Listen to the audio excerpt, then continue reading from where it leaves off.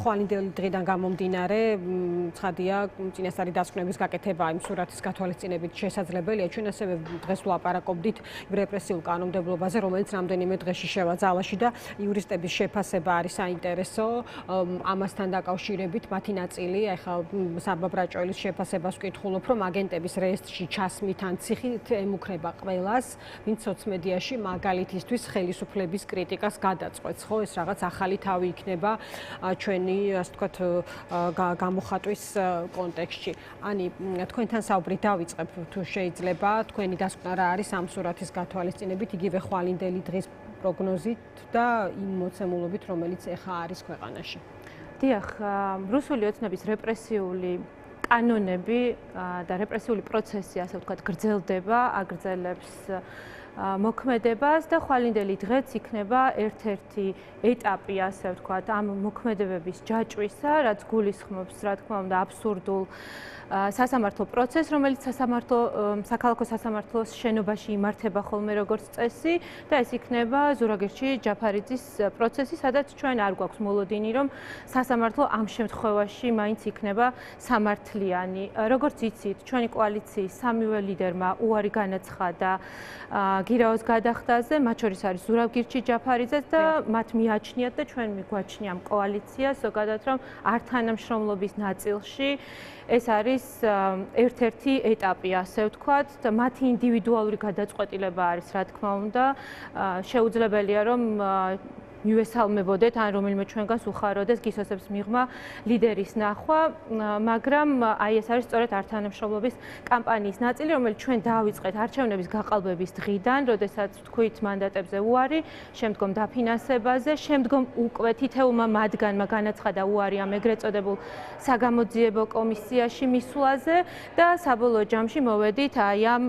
ნაწილთან, რასაც ქვია უკვე სასამართლო პროცესი, აბსურდის თეატრი, სადაც არ გვაქვს სამართლიანი გადაწყვეტილების იმედი. ხვალ 3 საათზე გაიმართება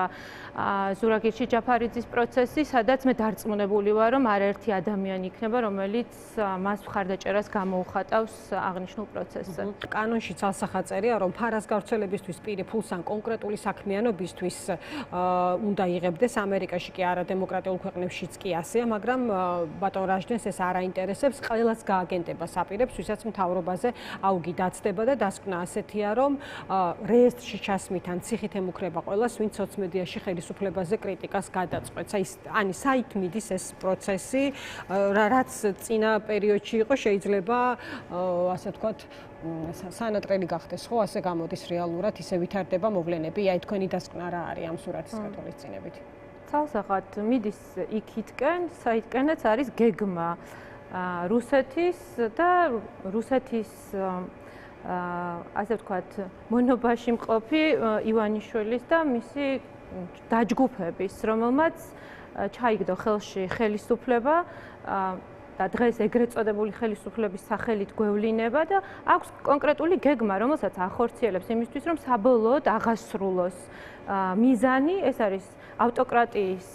დამყარება ამ ქვეყანაში და ყველა, ვინც გადაეღობება გზაზე და ვინც კი მოისურვებს იმას, რომ ამ ქვეყანაში არ იყოს ავტოკრატია და ვიაროთ დემოკრატიის გზაზე დასავლეთისკენ, ვიაროთ ევროკავშირის და ნატოსკენ, რა თქმა უნდა, შეეცდება რომ ჩამოიშოროს და გუშინ უყურებდი სწორედ 1 წლის წინანდელ კადრებს, როდესაც ჩვენ ვდგავართ ჭიჭინაძის ქუჩაზე და იქ პოლიციის წარმომადგენლებიც კი სხვაგვარად იქცევენ, მათი სახე და ვიზუალიც კი სხვანაირია, დაფარული არ არის და ადამიანებს გვანან ზოგიერთ შემთხვევაში და ჩვენ ხედავთ რომ ეს მარწუხები კიდევ და კიდევ უფრო მეტად უჭერს, მაგრამ რაც უფრო მეტად დაჭიმავენ ამ ზამბარას, მით უფრო სწრაფად მიუახლოვდებიან იმ მომენტს, როდესაც ეს ზამბარა უკუსლით მათ მოხვდება და მე ვფიქრობ, რომ აი ამ სიტუაციაში, როდესაც ისინი ოპოზიციის ლიდერების, პოლიტიკური ჯგუფების წარმომადგენლების დაკავებებს იწყებენ, გაცილებით უფრო სწრაფი იქნება უკვე სანქციები, რომელიც მათ ემუქრებათ და ცალსახად ჩანს, რომ ამ საკითხთან დაკავშირებით ისინი უდარდელად არ არიან, ვინაიდან ისინი ცდილობენ ხელის ჩამორთმევის გზით მაინც მოახდინონ ლეგიტიმაცია და თქვენ თუ გადაავლებთ თვალს ეგრეთ წოდებული ხელისუფლების სხვადასხვა სამინისტროების Facebook გვერდებს, აღმოაჩენთ, რომ მათ შორის ჯანდაცვის სამინისტროც კი ცდილობს, რომ დღეში რამდენიმე პოსტი მიუძღვას. ახლა სარჯველაძე იმყოფება ჟენევაში, იქ არის ჯანდაცვის წარმომადგენლების გაფართოებული შეხვედრა, სადაც საქართველოს დააჯილდოეს როგორც მალარიისგან თავისუფალი ქვეყანა და ამ ჯილდოს იღებს სარჯველაძე და ცდილობს, რომ რაც შეიძლება მეტი ხელის ჩამორთმევის ფოტო გამოაქვეყნონ იმისთვის, რომ საკუთარ ელექტორატშიც კი მოიპოვონ, ასე ვთქვათ, ლეგიტიმაცია იმის, რომ მათ კურსი არ შეუძლიათ, ვინაიდან მათ მხარდამჭერებშიც კი ადამიანების უმრავლესობა სურს ევროკავშირი, იმიტომ რომ ამ ქვეყნის 80%-ზე მეტ სურს ევროკავშირი, მაგრამ საბოლოო ჯამში ხედავთ, რომ ლეგიტიმაცია არ არის, ღია წერილები არ მუშაობს, სანქციები კიდევ და კიდევ უფრო მეტად მკაცრია და მოუწევთ სრულ იზოლაციაში ყოფნა და აი ხვალ გამოჩნდება სურთ თუ არა დაჩქარებულად მიიღონ უკვე მეგობარი აქტის აქტივაცია.